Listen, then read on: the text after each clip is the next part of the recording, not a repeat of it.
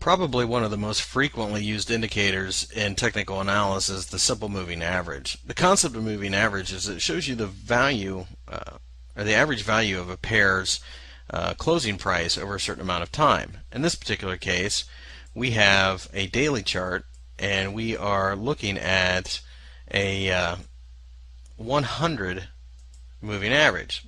So what this means is it takes the average price over the last 100 days and plots it on a chart.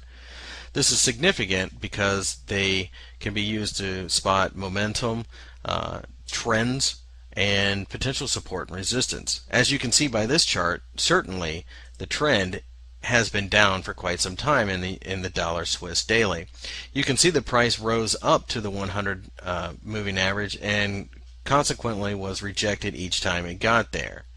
There are different ways to use the moving average, and sometimes traders will actually insert a second one to identify quicker momentum shifts. So in this example, I'll put the 25-day moving average on, and as you can see, back in this particular time frame, back in July of 2007 or 2010, excuse me, the red, the 25-day moving average, plunged below the 100-day moving average, signaling that the short-term momentum was declining rapidly, and eventually the long-term momentum agreed with it, and both were heading in a downward direction.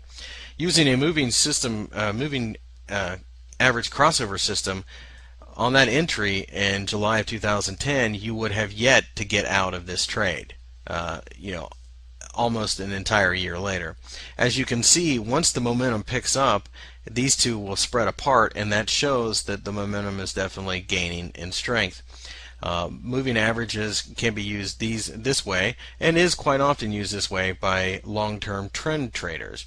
As you can see, the shorter moving average tends to get chopped up a little bit if you were to just use it on its own.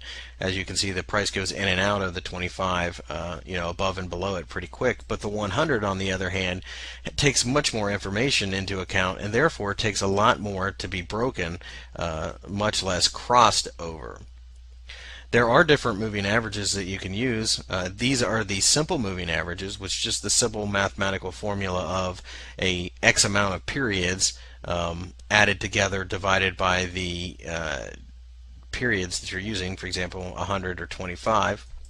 But there are also exponential moving averages, which are just as common to see, and they give, through a fairly complex mathematical formula, a little bit more weight to the more recent candles. So for example, the 100 moving average might place a little bit more weight on the last 20 candles, as it shows it to be a little bit more sensitive to the recent price fluctuations. It should be stated that the exponential moving average would be preferred in the shorter time frames, perhaps maybe on the 15 or 30-minute charts if you're so inclined to trade the short term, than the larger time frames. In a larger time frame setting, such as a daily or even weekly, choice between simple moving average and exponential moving average really is going to be negligible on the performance of the trading.